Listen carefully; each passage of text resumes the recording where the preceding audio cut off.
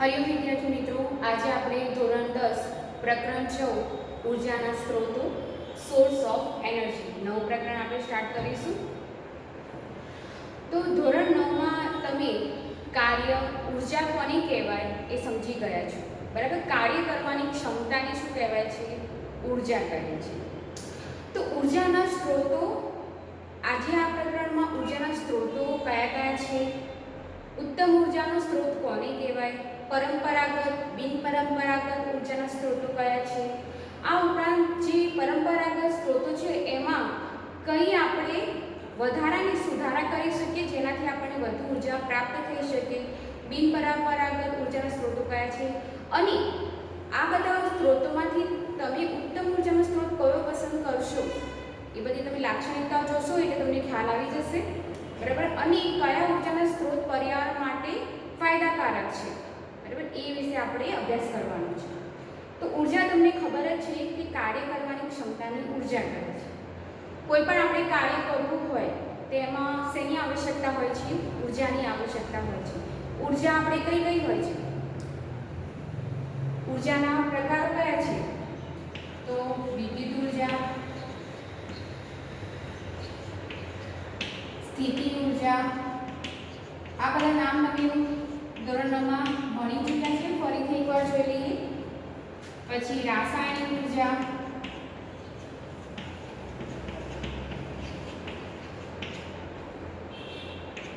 પવન ઉર્જા આવી શકે, ઉષ્મા ઉર્જા,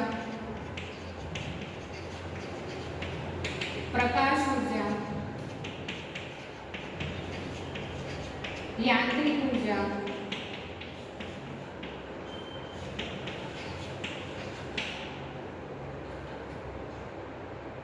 ઓકે, મોસ્ટ પ્રોબેબલી બધી આવી ગઈ છે. ગતિ ઉર્જા પણ આવી શકે, બરાબર. ગતિ ઉર્જા,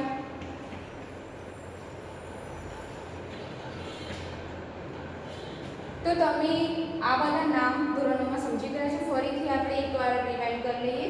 વિદ્યુત ઉર્જા, બરાબર, એટલે કે વિદ્યુતમાંથી પ્રાપ્ત થતી ઉર્જાને શું કહેવાય છે? વિદ્યુત ઉર્જા. જે તમે તમારા ઘરોમાં, સ્કૂલમાં આપણે વિદ્યુત ઉર્જા વાપરીએ છીએ, ટ્યુબલાઇટમાં, પછી પંખા, કોઈ પણ વિદ્યુત ઉપકરણમાં વિદ્યુત ઉર્જા વપરાય છે.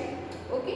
સ્થિતિ ઉર્જા, સ્થિતિ ઉર્જા એટલે જ્યારે કોઈ પદાર્થ સ્થિર હોય ત્યારે એમાં સંગ્રહાયેલી ઉર્જાને શું કહેવાય છે? સ્થિતિ ઉર્જા કહે છે. જેમ પદાર્થને આપણે ઊંચાઈ લઈ જઈએ તેમ તેની સ્થિતિ ઉર્જામાં વધારો થતો હોય છે. હવે ઉદાહરણ તરીકે મારી પાસે, ચલો એક હાથમાં અહીંયા મેં સ્ટોન પકડ્યો છે, અહીંયાથી નીચે ફેંકીશ તો તમને થોડું ઓછું વાગશે, કે તમને ધારો કે અહીંયા તમારો હાથ નીચે છે તો એમને શું થશે? થોડું અથડામણ ઓછી થશે, ઈજા ઓછી થશે. પરંતુ એ જ પથ્થરને જો 2 માળથી ફેંકો ને નીચે કોઈ ઊભું હોય અને જો ભૂલથી વાગી જાય તો શું થાય? એની અસર વધારે પહોંચે છે. કેમ આવું થયું ભાઈ? પથ્થર તો એ જ હતો, બરાબર. પરંતુ અહીંયા આપણે શું કર્યું કે જેમ આપણે પથ્થરને ઊંચી લઈ ગયા, જેમ ઊંચાઈ લઈ જઈએ છીએ એમ પદાર્થની સ્થિતિ ઉર્જામાં શું થાય છે? વધારો થતો હોય છે, બરાબર. તો સ્થિતિ ઉર્જા.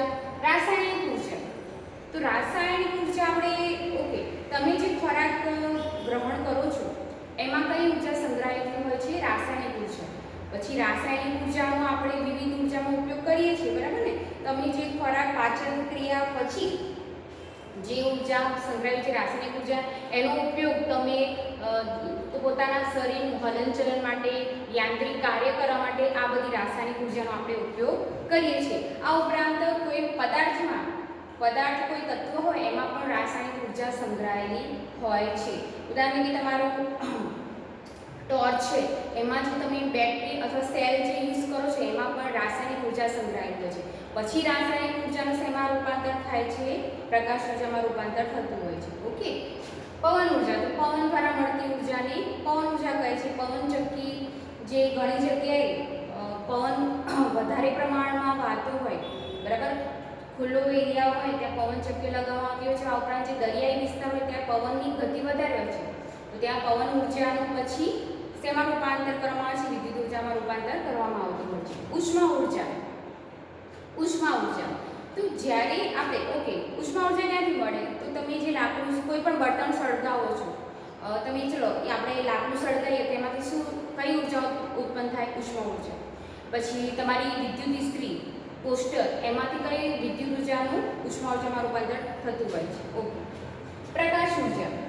પ્રકાશ ઉર્જા તો તમે ટ્યુબલાઇટ, પછી જે પ્રકાશ ઉર્જાનો મુખ્ય સ્ત્રોત પૃથ્વી પર નેચરલ સોર્સ કયો છે? સૂર્ય.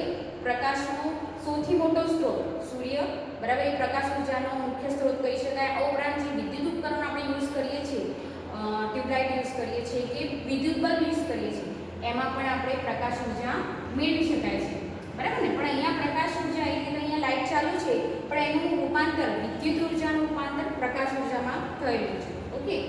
યાંત્રિક ઉર્જા કે જે યાંત્રિક કાર્ય કરવા માટે ઉર્જા વપરાય એને યાંત્રિક ઉર્જા કહે છે. સ્થિતિ ઉર્જા અને ગતિ ઉર્જાના સરવાળાને યાંત્રિક ઉર્જા કહે છે. ગતિ ઉર્જા. ગતિ ઉર્જા એટલે ગતિ, જ્યારે કોઈ પદાર્થ ગતિ કરે ત્યારે ઉત્પન્ન થતી અથવા ત્યારે તેના દ્વારા મેળવાતી ઉર્જાને શું કહેવાય છે? ગતિ ઉર્જા કહે છે. ગતિ ઉર્જા, ઓકે, જ્યારે કોઈ પદાર્થ ગતિ કરે છે, ઉદાહરણ તરીકે ચોક અહીંયા સ્થિર છે, સ્થિતિ ઉર્જામાં સંગ્રહાયેલી છે, હું એને છોડી દઈશ તો એનું સ્થિતિ ઉર્જામાં શેમાં રૂપાંતર થાય છે? ગતિ ઉર્જામાં રૂપાંતર થયું.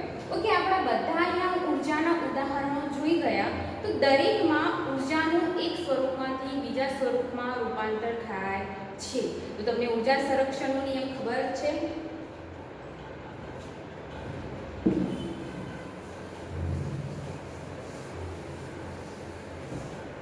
ઉર્જા સંરક્ષણનો નિયમ શું છે?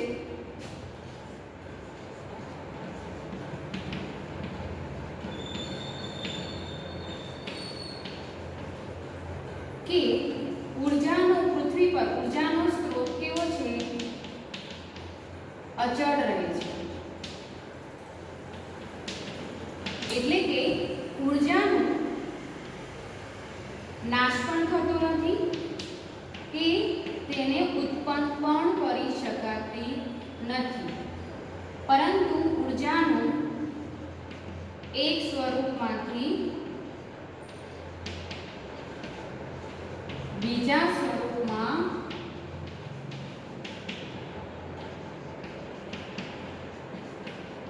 રૂપાંતરિત કરી શકાય છે.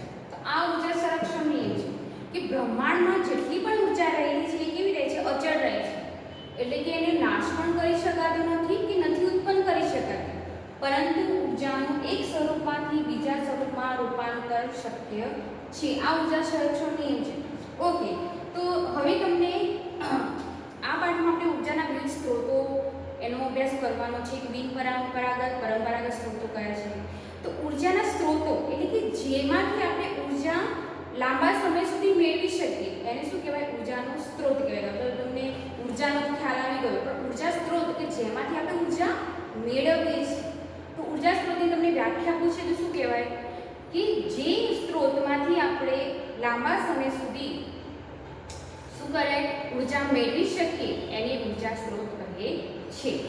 તો ઉર્જા સ્ત્રોતની આવશ્યકતા આટલી બધી છે. તમે આસપાસ તમે જ્યારથી સવારે તમે ઉઠો છો, બરાબર, કે આખા દિવસ દરમિયાન જેટલું પણ તમે કાર્ય કરો છો દરેકમાં તમે ઘણી બધી ઉર્જાના સંપર્કમાં આવો છો અને ઘણી બધી ઉર્જાનો ઉપયોગ કરો છો. તમને એમ કહેવાતું હશે કે પેટ્રોલ ડીઝલનો ઉપયોગ ઓછો કરો, બરાબર, કે વિદ્યુત ઉર્જાનો ઉપયોગ તમે યુઝ ના કરતા હોય તો તમારા ઘરમાં જે લાઇટ છે, પંખા બંધ રાખો. કેમ આવું છે? જો ઉર્જા સંરક્ષણના નિયમ પ્રમાણે ઉર્જા તો અખૂટ રહે છે, અચળ રહે છે, એનો નાશ પણ થતો નથી કે નથી એનું ઉત્પન્ન કરી શકાતી, એનું એક સ્વરૂપમાંથી બીજા સ્વરૂપમાં રૂપાંતરણ કરી શકાય છે. તો ઉર્જા સ્ત્રોત જો અચળ રહે છે, બ્રહ્માંડમાં ઉર્જા અચળ રહે છે, તો પછી આપણે કેમ ઉર્જાના સ્ત્રોત આપણે જેમ પ્રમાણે જે યોગ્ય આપણે જરૂરિયાત છે એ પ્રમાણે કેમ વધારે પ્રમાણમાં ઉપયોગ નથી કરી શકતા? કેમ તમને એવું કહેવામાં આવે છે કે ઉર્જાના સ્ત્રોતો જે તમારી આસપાસ છે એનો મર્યાદિત પ્રમાણમાં ઉપયોગ કરો, એવું કેમ કહેવામાં આવે છે? ચલો એક ઉદાહરણ જોઈએ. તમારી પાસે એક ધાતુની પ્લેટ છે, બરાબર. ધાતુની પ્લેટને તમે ઉપરથી છોડી દો છો તો ધાતુની પ્લેટનું અહીંયા સ્થિતિ ઉર્જામાંથી શેમાં રૂપાંતર થયું? હવે નીચે અથડાશે જમીન સાથે તો ધ્વનિ ઉર્જા ઉત્પન્ન થશે. ધાતુની પ્લેટ છે તો રણકાર ઉત્પન્ન થશે, અવાજ ઉત્પન્ન થશે. ઓકે. તો સ્થિતિ ઉર્જાનું અહીંયા શેમાં રૂપાંતર થયું? સ્થિતિ ઉર્જાનું અહીંયા રૂપાંતરણ એક તો ગતિ ઉર્જામાં પણ થયું અને ધ્વનિ ઉર્જામાં પણ થયું, બરાબર. તો અહીંયા જે ધાતુની પ્લેટમાં સ્થિતિ ઉર્જા હતી એનું રૂપાંતરણ ગતિ ઉર્જા અને ધ્વનિ ઉર્જામાં થઈ ગયું. ઓકે, તો અહીં આપણે ફરીથી જે ઉર્જાનું રૂપાંતરણ થયું છે ગતિ ઉર્જા અને ધ્વનિ ઉર્જામાં, તમે ધાતુની પ્લેટ છોડી દીધી, બરાબર, એનું ગતિ ઉર્જા અને ધ્વનિ ઉર્જામાં રૂપાંતરણ થઈ ગયું. ફરીથી જે વાતાવરણમાં ઉર્જા મુક્ત થઈ ગઈ, ગતિ ઉર્જા અને ધ્વનિ ઉર્જામાં રૂપાંતર થયું અને વાતાવરણમાં એ ઉર્જા મુક્ત થઈ ગઈ. ફરી પાછું એને મૂળભૂત સ્વરૂપમાં આપણે પાછી મેળવવી હોય, બરાબર, મેળવી શકતા નથી કે એનું વાતાવરણમાં એ ઉર્જાનું રૂપાંતરણ થઈ ગયું. ચલો, એક સ્વરૂપમાંથી બીજા સ્વરૂપમાં રૂપાંતરણ થઈ ગયું છે, પરંતુ ફરીથી આપણે ધ્વનિ જે ઉર્જા મુક્ત થઈ ગઈ છે એને પાછી આપણે મેળવી શકતા નથી. ઓકે, બીજું પ્રેક્ટિકલ ઉદાહરણ આપું તમને. તમારી પાસે એક કાચનો ગ્લાસ છે, કાચનું પાત્ર છે, એમાં તમે 100 કે 200 ml પાણી ભર્યું છે, બરાબર. એ ગરમ છે, પાણી તમે ગરમ કરેલું છે. હવે અહીંયા પાણીમાં ઉષ્મા ઉર્જા છે, બરાબર, ઉષ્મા ઉર્જા સંગ્રહાયેલી છે. હવે આ પાણીને તમે ઠંડો જે રૂમ હોય ત્યાં મૂકો. તો અહીંયા શું થાય છે કે પાણીની ઉષ્મા ઉર્જા છે, પાણીની ઉષ્મા ઉર્જાનું રૂપાંતરણ જ્યારે તમે ઠંડા રૂમમાં મૂકો છો તેમાં શેમાં રૂપાંતરણ થઈ જાય છે? ભાઈ, ઉષ્મા ઉર્જા ઠંડી પડી જાય છે, બરાબર. હવે ઉષ્મા ઉર્જા ઠંડી પડી જાય એટલે પાણીનું રૂપાંતરણ શેમાં થઈ જાય છે? આપણે બરફમાં થઈ જાય છે. અથવા જો નોર્મલ ટેમ્પરેચર હોય 25 સેલ્સિયસ તો પાણી તો ઘન સ્વરૂપે નહીં, પ્રવાહી સ્વરૂપે જશે. પણ અહીંયા શું થયું કે જ્યારે તમે ઠંડી જગ્યા પર પાણીને મૂકો છો તે ઉષ્મા ઉર્જા ક્યાં જતી રહી? તો વાતાવરણમાં મુક્ત થઈ ગઈ, વાતાવરણમાં એ મુક્ત થઈ ગઈ.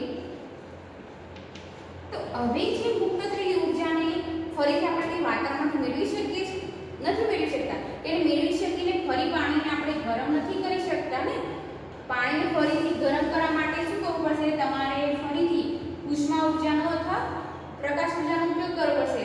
તમે પાણીને ગરમ કરવા માટે બળતણનો યુઝ કરશો ફરીથી, કે ગેસનો ઉપયોગ કરશો, કે તમારી પાસે કોઈ ઇલેક્ટ્રિક કેટલી છે તો એનો ઉપયોગ કરશો, તો વિદ્યુત ઉર્જાનો ઉપયોગ કરી ફરી પાછી પાણીને ગરમ કરશો, એમાં ઉષ્મા ઉર્જા પાછી મેળવાશે. પરંતુ જે વાતાવરણમાં મુક્ત થઈ ગઈ છે એ ઉષ્માને આપણે પાછી નથી મેળવી શકતા. જે ઉષ્મા ઉર્જા હવે ઠંડુ પડી ગયું પાણી એટલે ઉષ્મા ઉર્જા ક્યાં જતી રહી? વાતાવરણમાં જતી રહી, એને આપણે પાછી મેળવી શકતા નથી. તો અહીં ઉર્જા તો અચળ રહે છે ભાઈ, બ્રહ્માંડની ઉર્જા, કુલ ઉર્જા અચળ રહે છે, એનો નાશ પણ થતો નથી કે આપણે વિનાશ પણ નથી કરી શકાતો કે ઉત્પન્ન નથી કરી શકાતો. અહીંયા ઉષ્મા ઉર્જા તમે કે નાશ નથી કર્યો, ઉષ્મા ઉર્જા વાતાવરણ મુક્ત થઈ ગઈ છે, એનું રૂપાંતરણ બીજી ઉર્જામાં થઈ ગયું, વાતાવરણમાં જતી રહી છે, બરાબર, કે બાષ્પ સ્વરૂપે વાતાવરણમાં ભળી ગઈ છે. તો અહીં એક સ્વરૂપમાંથી બીજા સ્વરૂપમાં રૂપાંતર થાય છે, પરંતુ એને પાછી આપણે રિવર્સ પ્રક્રિયામાં પાછી મેળવી શકતા નથી. એનું પાછું બીજું કઈ ઉર્જામાં ઉપયોગ થશે. એટલા માટે જેટલા પણ પૃથ્વી પર ઉર્જાના સ્ત્રોત છે એનું મર્યાદિત પ્રમાણમાં ઉપયોગ કરવો જરૂરી છે. હવે તમને ફંડા ક્લિયર થયો કે ઉર્જા સંરક્ષણ નિયમ પ્રમાણે ઉર્જા તો છે જ અચળ, પરંતુ તમારી આસપાસ જેટલા ઉર્જાના સ્ત્રોતો છે એમાંથી તમે, ચલો આપણે અહીંયા લાઇટ ચાલુ કરી છે તો વિદ્યુત ઉર્જાનું પ્રકાશ ઉર્જામાં રૂપાંતરણ થઈ ગયું, તે વાતાવરણમાં પ્રકાશ ઉર્જા સ્વરૂપે મુક્ત થઈ ગઈ. પરંતુ જે વિદ્યુત ઉર્જા વપરાય છે એને આપણે પાછી મેળવી શકીએ છીએ ફરીથી? ના, પણ એના પાછી ઉત્પન્ન કરવા માટે આપણે વિદ્યુત ઉર્જા બીજા સ્ત્રોતમાંથી મેળવવી પડશે. ઓકે, તો એટલા માટે આપણે આસપાસ જેટલા પણ ઉર્જાના સ્ત્રોતો છે એની મર્યાદિત સંખ્યામાં છે. હવે તમને ખબર છે કોલસો અમુક વર્ષો સુધી જ હવે પૃથ્વી પર એનો ઉપયોગ આપણે કરી શકીશું. હવે કોલસો કે બળતણ, પેટ્રોલ છે, ડીઝલ છે, તો એના ઉત્પાદન પ્રક્રિયામાં ઘણા કરોડો વર્ષો લાગ્યા છે. પેટ્રોલ ડીઝલ કેટલું ઉત્પન્ન થાય છે ભાઈ? પૃથ્વીના પેટાળમાં કાચું ઈંધણ, કાચું જે બળતણ તેલ આપણે મેળવીએ છીએ ક્યાંથી મેળવીએ છીએ? કે જ્યારે પૃથ્વીના લાંબા ઘણા કરોડો વર્ષો પહેલાં જે વનસ્પતિઓ કે પ્રાણીઓના મૃતદેહો દટાઈ ગયા હતા, પછી એમાં વિઘટનની પ્રક્રિયા ચાલી રહી કરોડો વર્ષો, અને એમાંથી એનું રૂપાંતરણ શેમાં થયું? બળતણમાં, બરાબર, કોલસામાં થયું, કે પછી કુદરતી વાયુમાં એનું રૂપાંતર થયું, અથવા ખનિજ તેલમાં રૂપાંતર થયું. એમાંથી હવે ખનિજ તેલમાંથી આપણે પેટ્રોલ, ડીઝલ, કેરોસીન, આલ્કોહોલ વગેરેની બાય પ્રોડક્ટ છે બધી મેળવી શકીએ છીએ. તો આ બધા ઉર્જા સ્ત્રોતો ઉત્પન્ન થવા માટે ઘણો લાંબો સમય લાગે છે. ફરીથી બનશે, એ પ્રક્રિયા ચાલુ રહેશે, પણ હજુ એ મેળવવા માટે, ઉત્પન્ન થવા માટે હજુ બીજા કરોડો વર્ષો લાગ્યા છે. નવું બળતણ જો ખરીદેલ બને તો પણ એ પછીના સમયગાળામાં શું કરવાનું? તો એ ઉર્જા સ્ત્રોતો કેવા છે? અમુક અખૂટ સ્ત્રોતો છે અને અમુક કેવા છે કે મર્યાદિત સંખ્યામાં છે. એટલા માટે આપણે આસપાસના જે ઉર્જાના સ્ત્રોતો છે એનો ઉપયોગ કે આપણે મર્યાદિત પ્રમાણમાં કરવો જોઈએ. ઓકે, તો આ તમારું પ્રકરણનું બેસિક જે ફંડા તો તમને ક્લિયર થઈ ગયું કે ઉર્જા સ્ત્રોત કોને કહેવાય, વિદ્યુત ઉર્જાના પ્રકારો કયા છે. ઓકે, પછી ઉર્જા સંરક્ષણનો નિયમ, ઉર્જાના સ્ત્રોતોનો ઉપયોગ કેમ મર્યાદિત પ્રમાણમાં કરવો છે, હવે તમને કારણ સમજાઈ ગયું. ઓકે, તો આપણે જે પાઠની બેસિક જે પ્રસ્તાવના છે એ તમારી ક્લિયર થઈ ગઈ હવે. ઓકે, હવે તમારો જે નેક્સ્ટ ટોપિક છે કે ઉર્જાનો ઉત્તમ સ્ત્રોત કયો છે. તમારી આસપાસ તમે અલગ અલગ ઉર્જાના સ્ત્રોત વાપરો છો, બરાબર? એમાંથી ઉર્જાના ઉત્તમ સ્ત્રોતની લાક્ષણિકતાઓ કઈ છે એ તમારે આપણે હવે સમજીશું. ઓકે, તમારે પ્રવૃત્તિ 14.1 પેજ નંબર 242 ઉપર આપેલી છે કે સવારે ઉઠીને તમે શાળાએથી સ્કૂલ પહોંચો છો ત્યાં સુધી કઈ કઈ ઉર્જાનો ઉપયોગ કરો છો?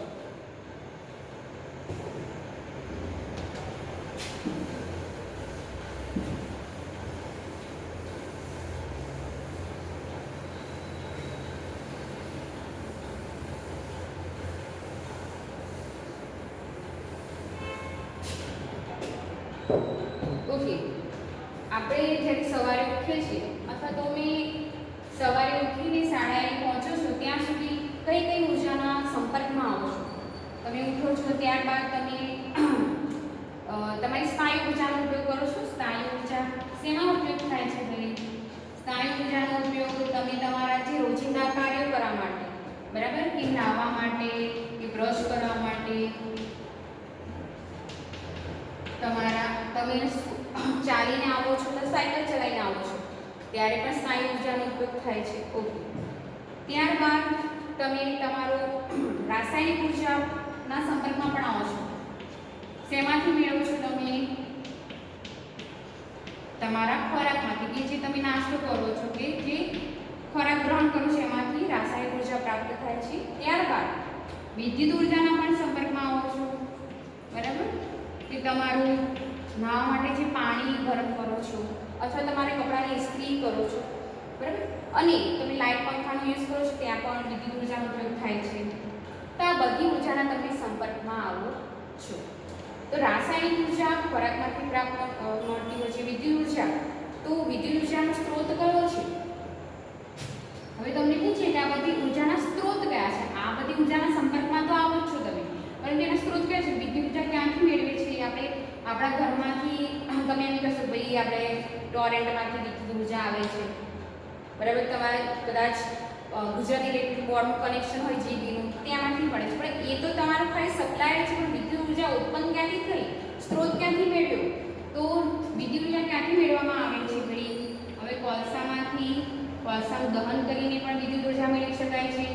પછી જળ વિદ્યુતનું રૂપાંતરણ કરીને પણ વિદ્યુત ઉર્જા મેળવી શકાય છે, બરાબર ને, કે જ્યાં વિદ્યુત પાવર સ્ટેશન હોય, આપણે અહીંયા ગુજરાતમાં કઈ જગ્યાએ છે ત્યાંથી આપણે પાણીમાંથી ઉર્જા મેળવીએ છીએ. નર્મદા કેવડિયા કોલોની, નર્મદા ડેમમાં ત્યાં પણ ટર્બાઇન આવેલા છે. ત્યાંમાંથી જળ વિદ્યુતમાંથી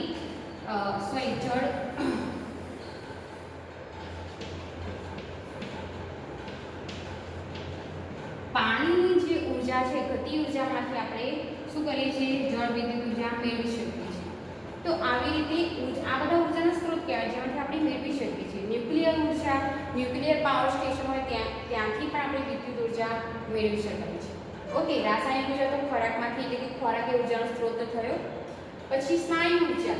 તો સ્નાયુ ઉર્જાનો ઉપયોગ તો કર્યો, બરાબર, પણ સ્નાયુ ઉર્જામાંથી આપણને ઉર્જા ક્યાંથી મળી? સ્નાયુની કાર્ય કરવાની ક્ષમતા ક્યાંથી પ્રાપ્ત થાય છે?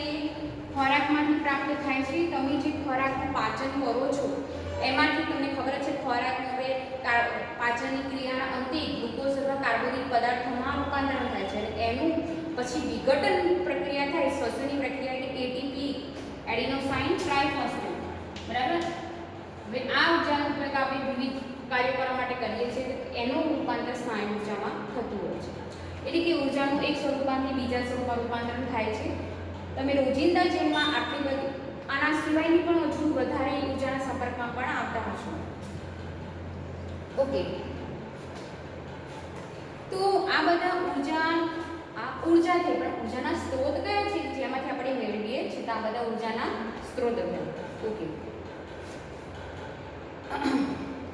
તો જ્યારે આપણે ઉર્જાના સ્ત્રોતની વાત કરીએ છીએ તો ઉર્જાના સ્ત્રોત જ્યાં લોકો રહેતા હોય, હવે દરેક આપણે પૃથ્વી પર જે રહેઠાણ એરિયા છે, જીઓગ્રાફિકલ કન્ડિશન છે પૃથ્વીની અલગ અલગ જગ્યા છે. અમુક જગ્યાએ રણ પ્રદેશ છે, પર્વતીય પ્રદેશો છે, મેદાન પ્રદેશો છે, નદી કિનારાના વિસ્તારો છે કે દરિયા કિનારાના વિસ્તારો છે. તો દરેક જગ્યાએ જ્યાં લોકો વસે છે, રહેઠાણ અલગ અલગ છે, તો એ લોકોના ઉર્જા પ્રાપ્તિના સ્થાનો પણ અલગ અલગ, જે એ લોકો જ્યાં જે જગ્યાએ રહેતા હશે તે જગ્યાએથી એ લોકોના ઉર્જાના સ્ત્રોતો જ્યાંથી પ્રાપ્ત કરે છે, ઉર્જા પ્રાપ્તિના સ્થાનો પણ અલગ અલગ જોવા મળે છે. ઉદાહરણ તરીકે જે જંગલમાં રહેતા હોય, જંગલમાં વસનાર લોકો છે, એ ઉર્જા ક્યાંથી મેળવે છે? તો જનરલી જંગલમાં જે ઇન્ટિરિયર એરિયા હોય છે કે જંગલ એરિયામાં રહેતા હોય તો એ લોકો લાકડા, જે જંગલી જે વનસ્પતિ પેદાશો છે કે લાકડા છે, બરાબર, એમાંથી એ લોકો શું કરે છે? ઉષ્મા ઉર્જા મેળવતા હોય છે. કે જ્યાં એમાં હજુ સુધી ઇલેક્ટ્રિસિટી પહોંચી શકી નથી, તો તે લોકો જે પરંપરાગત સ્ત્રોતો કે લાકડામાંથી યુઝ કરતા હોય કે છાણનો ઉપયોગ કરે, એમાંથી ઉષ્મા ઉર્જા મેળવતા હોય છે. તો લાકડું સળગાવીને પ્રકાશ ઉર્જા મેળવતા હોય છે. ઓકે, જે શહેરી વિસ્તારોમાં કે અમદાવાદ જેવા શહેરી વિસ્તારમાં રહે છે તો આપણી ઉષ્મા ઉર્જા, આપણે વિદ્યુત ઉર્જાનો પણ ઉપયોગ કરીએ છીએ. બરાબર, ઇલેક્ટ્રિસિટી તો છે. આ ઉપરાંત આપણે ઉષ્મા ઉર્જા, તમે ખોરાક રાંધવા માટે શેનો ઉપયોગ કરો છો? કે સીએનજી અથવા પીએનજી. બરાબર, કોમ્પ્રેસ નેચરલ ગેસ એટલે કે આ ઉપરાંત પીએનજી. તો તમે જે ગેસની બોટલો યુઝ કરો છો, બરાબર, એમાં આપણે કુદરતી વાયુ ભરેલો છે, એમાંથી આપણે ઉષ્મા ઉર્જા મેળવીએ છીએ. આપણે હવે તો બધી જગ્યાએ પાઇપ દ્વારા પણ ગેસ મેળવાતો હોય છે. તો શહેરી વિસ્તારોમાં જે ઉર્જાના જે સ્ત્રોત છે એ અલગ છે. જંગલ વિસ્તારમાં રહે છે એ લોકોના ઉર્જાના સ્ત્રોત એટલે કે પ્રાપ્તિ સ્થાનો અલગ અલગ તમે જોઈ શકો છો. પર્વતીય વિસ્તારો હોય તો પર્વતીય વિસ્તારોમાં પણ જે ઘણા વૃક્ષો જોવા મળતા હોય છે, એમાંથી એ લોકો વનસ્પતિ પેદાશોમાંથી બધી ઉર્જાનો ઉપયોગ કરતા હોય છે. એટલે કે રહેઠાણ વાઇઝ જેમ જે અલગ અલગ જગ્યાએ જે લોકો રહેતા હોય છે એમને ઉર્જા પ્રાપ્તિના સ્થાનો પણ અલગ અલગ જોઈ શકાય છે. તો આ બધામાંથી ઉર્જાનો ઉત્તમ સ્ત્રોત કોને કહેવાય?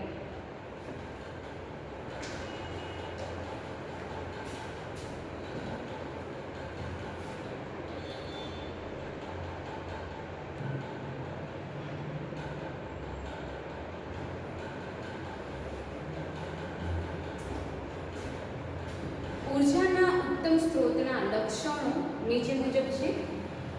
ઉર્જા તમારા સ્ત્રોતો, તમે આસપાસ ઘણા બધા ઉર્જાના સ્ત્રોતો તમે યુઝ કરો છો, પણ એમાંથી ઉત્તમ સ્ત્રોત એના લક્ષણો પણ કયા કહી શકાય? તો એ નીચે પ્રમાણે છે કે એકમ કદ દીઠ, કે જે સ્ત્રોત એકમ કદ દીઠ વધારે માત્રામાં કાર્ય કરી શકે. બરાબર, આપણે ચોક્કસ જથ્થામાં યુઝ કરી શકીએ અને એમાંથી વધારે માત્રામાં આપણે કાર્ય કરી શકીએ. ઉદાહરણ તરીકે તમે કેરોસીનનો ઉપયોગ કરો અને એની જગ્યાએ પેટ્રોલનો ઉપયોગ કરો તો વધારે માત્રામાં કાર્ય કયા બળતણથી આપણે યુઝ થશે? ઓબ્વિયસલી પેટ્રોલ દ્વારા. બરાબર ને? તો એકમ કદ દીઠ ઓછી માત્રામાં લઈએ પણ છતાં પણ કાર્ય વધારે માત્રામાં કરી શકે. તો એની જગ્યાએ પેટ્રોલની જગ્યાએ તમે કેરોસીન લો તો કેરોસીનનો જથ્થો વધારે જોઈશે અને કાર્ય પેટ્રોલ કરતાં તો ઓછું કરશે. બરાબર ને? તો એકમ કદ દીઠ વધારે માત્રામાં કાર્ય કરી શકે. બીજું, સરળતાથી ઉપલબ્ધ હોય. ઉર્જાનો એવો સ્ત્રોત કે જે સરળતાથી ઉપલબ્ધ હોય. બરાબર ને? તે આપણે એને ઉર્જાનું ઉત્તમ સ્ત્રોતનું એક લક્ષણ કહી શકાય. સરળતાથી પ્રાપ્ત થઈ શકે. ઓકે, નેક્સ્ટ છે સંગ્રહ અને પરિવહનમાં સરળતા હોય. એવો ઉર્જાનો સ્ત્રોત કે જેનો સંગ્રહ આપણે સરળતાથી કરી શકીએ, પરિવહન એટલે એનું ટ્રાન્સપોર્ટેશન આપણે ઇઝીલી કરી શકીએ.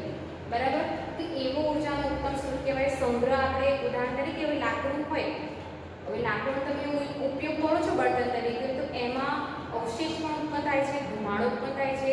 હવે લાકડાનું એક તો તમે પર્યાવરણ નુકસાન પણ કરો છો, બરાબર, વનસ્પતિઓને કાપીને, પણ એની જગ્યાએ તમે પેટ્રોલ કે ડીઝલ અથવા કોમ્પ્રેસ નેચરલ ગેસ કુદરતી વાયુનો ઉપયોગ કરો છો તે એનું ઇઝીલી એન્ડ ટ્રાન્સપોર્ટેશન ઇઝીલી થઈ શકે છે. ઓછી માત્રામાં તમે યુઝ કરો તો પણ વધારે કાર્ય આપે છે. આ ઉપરાંત જગ્યા પણ ઓછી રોકે છે, પરિવહન ઇઝી છે, સંગ્રહ અને પરિવહનમાં સરળતા હોય. નેક્સ્ટ સસ્તું હોય, એટલે કે આર્થિક દ્રષ્ટિએ ઊર્જાનો સ્ત્રોત તમે જે યુઝ કરો જે સસ્તો હોય એ પણ જરૂરી છે, બરાબર ને. હવે તમને ખબર છે કે પેટ્રોલ ડીઝલના ભાવ દિવસે દિવસે વધતા જ જાય છે. કેમ ભાઈ?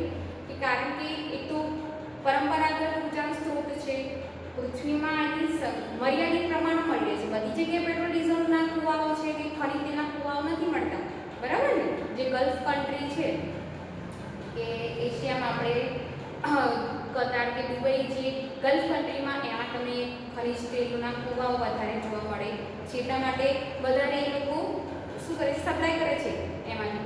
પછી ભારતમાં પણ અમુક જગ્યાએ આપણને મળે છે ખનિજ તેલના કુવા, કુદરતી વાયુ પણ મળી રહે છે, પણ એનું પ્રમાણ ઓછું છે, બરાબર. તો આટલી ઓછી સંખ્યા મળતા હોય ઓબ્વિયસલી એના ભાવ કેવો હોય છે, ઊંચા હોય છે. ઊર્જાનો સ્ત્રોત કેવો હોય, સસ્તો હોય છે, સસ્તો હોવો જોઈએ. અવશેષ ના રહેતા હોય, જ્યારે એનું આપણે દહન કરીએ એના અવશેષ ના રહેતા હોય ઊર્જાનો ઉત્તમ સ્ત્રોત કહી શકાય. તમે લાકડો અને છાણનો ઉપયોગ કરો સળગાવવા માટે અથવા ઉષ્મા ઊર્જા મેળવવા માટે ઉપયોગ એનો કરો તો શું થાય છે કે એક તો ધુમાડો ઉત્પન્ન કરે. લાકડું તમે સળગાવો એટલે કાર્બન ડાયોક્સાઇડ, કાર્બન મોનોક્સાઇડ વાયુ ઉત્પન્ન થાય છે. આ ઉપરાંત સળગાવ્યા પછી પણ એની રાખ અવશેષ બાકી રહેતા હોય છે. તો ઊર્જાનો ઉત્તમ સ્ત્રોત લક્ષણ શું છે કે આ દહન ક્રિયાના અંતે એક તો કેવું એના અવશેષ ન રહેતા હોય એ ઊર્જાનો ઉત્તમ સ્ત્રોત કહેવાય. હવે અવશેષ ના રહેતા હોય દેટ મીન્સ એનું પૂર્ણ દહન થાય છે. હવે તમે પેટ્રોલ, ડીઝલ અથવા આલ્કોહોલ એનું દહનની ક્રિયામાં ઉપયોગ કરશો, અવશેષ કંઈ રહેતા નથી તો એ વધારે એની કાર્યક્ષમતા વધારે હોય. જે અવશેષ ના રહેતા હોય એવા ઊર્જાના સ્ત્રોત કેવા છે, વધુ પ્રમાણમાં કાર્યદક્ષ હોય છે. તો એવા ઊર્જાનો સ્ત્રોત જેમાં અવશેષ ન રહેતા હોય. નેક્સ્ટ છે ખર્ચાળ ના હોય. સસ્તું હોય, ખર્ચાળ પણ ના હોય.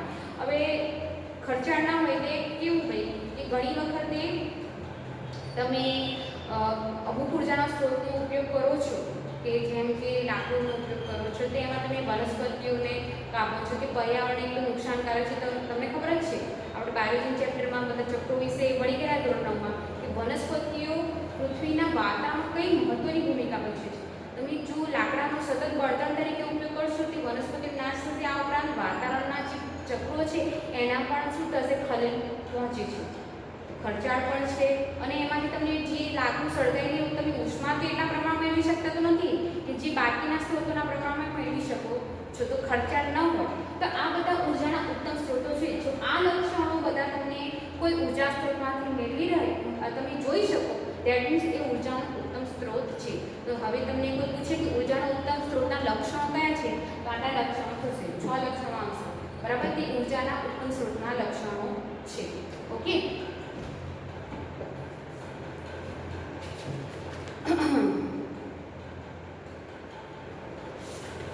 હવે પેજ નંબર 243માં જે ઇન્ડેક્સના પ્રશ્નો છે આપણે જે અત્યાર સુધીના ટોપિક સમજી ગયા ને એને લક્ષીને છે. ઊર્જાનો ઉત્તમ સ્ત્રોત કોને કહે છે? ઊર્જાનો ઉત્તમ સ્ત્રોત તમને આટલા લક્ષણો આવે કે જે ઊર્જાના સ્ત્રોત ખર્ચાળ ના હોય, પરિવહનમાં એની સરળતા હોય, સંગ્રહ એનું સરળતાથી થઈ શકે, સસ્તું હોય. આ ઉપરાંત એકમ કદ એટલે વધારે માત્રામાં કાર્ય કરી શકે, સરળતાથી ઉપલબ્ધ હોય. આ બધા ઊર્જાના આવા લક્ષણો જેમાં જે સ્ત્રોતમાં મળી રહે ઊર્જાનો ઉત્તમ સ્ત્રોત કહી શકાય. ઉત્તમ બળતણ કોને કહે છે? થોડું સિમિલર છે. ઉત્તમ બળતણ કોને કહેવાય?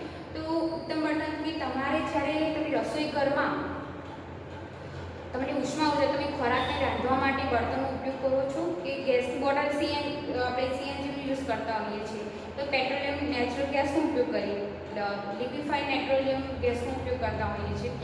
એની જગ્યાએ કે લાકડાની છાણનો ઉપયોગ કરો તો જેમાંથી તમને કયા બંને સ્ત્રોતમાંથી શેમાંથી ઉષ્મી ઊર્જા વધુ પ્રમાણમાં મળશે? ઓબ્વિયસલી તમે જે ગેસનો ઉપયોગ કરો છો એમાંથી ઉષ્મી ઊર્જા વધુ પ્રમાણમાં મેળવી શકે છે. ઓછું કદ એટલે કે ઓછી માત્રાનો ઉપયોગ કરી તમે વધારે પ્રમાણમાં કાર્ય કરી શકો છો. જ્યારે લાકડાના છાણનું વધારે પ્રમાણ તમે સળગાવશો ત્યારે માંડ થોડી ઉષ્મા ઊર્જા તમે મેળવી શકશો. પછી બીજું શું કે જેનું દહન થયા બાદ અવશેષ ન રહેતા હોય તો એમાં એ પણ એક મહત્વનું લક્ષણ કહી શકાય. તો આ બધા ઉત્તમ બળતણના લક્ષણ છે, એવી ઉર્જાના ઉત્તમ લક્ષણો સિમિલર છે. તો તમારે ઉદાહરણ દ્વારા સમજાવવાનું છે, બરાબર. તો આ ઉત્તમ બળતણના કોને કહેવાય એ તમને આ મુદ્દાને આધારિત આપણે એને ડિસ્ક્રિફાઈ કરવાનું છે. ઓકે, જો તમે નેક્સ્ટ ક્વેશ્ચન છે, જો તમે તમારા ભોજનને ગરમ કરવા માટે કોઈ પણ ઉર્જા સ્ત્રોતનો ઉપયોગ કરી શકો છો તો તમે કોનો ઉપયોગ કરશો અને કેમ? તમારા ભોજનને ગરમ કરવા માટે તમે જે ગેસ વાપરો છો, બરાબર. આ ઉપરાંત ઘણા ઘરો એવા હશે કે જે લાકડા અથવા છાણાનો ઉપયોગ કરતા હશે, અને અમુક જગ્યાએ સૂર્ય ઉર્જાનો ઉપયોગ કરે. હવે સૂર્ય કુકરનો તમને ખ્યાલ જ છે, સૂર્ય કુકર એમાં શું થાય છે, સૌર ઉર્જાનું આપણે ઉષ્મ ઉર્જામાં રૂપાંતર કરવામાં આવે છે. એમાં તમારી કોઈ સૂર્ય ઉર્જા આઉટપુટ છે, બરાબર, નેચરલી પ્રાપ્ત થાય છે. તો એના દ્વારા કંઈ પર્યાવરણને નુકસાન થતું નથી, ન તો કોઈ ધુમાડો પણ થતો, બરાબર. બાકીના બળતણમાં શું થાય છે, એક તો લાકડાનો તમે ઉપયોગ કરો છો કે ગેસનો ઉપયોગ કરો છો, તો એમાં શું થાય છે કે તમે બળતણ એ ખૂટતું જાય, તમે વાપરશો એટલે નવું તમારે પાછું ફિલઅપ કરવું પડશે. પણ અહીંયા સૂર્યનો સ્ત્રોત તો કેવો છે, અખૂટ છે. જો તમારી પાસે સૂર્ય કુકર હોય તો તમે ભોજનને ગરમ કરવા માટે એનો ઉપયોગ અથવા ભોજનને રાંધવા માટે એનો ઉપયોગ કરી શકો છો. તો પહેલું પ્રાયોરિટી કઈ આવશે? સૂર્ય કુકર, બરાબર. બીજું શું કીધું છે?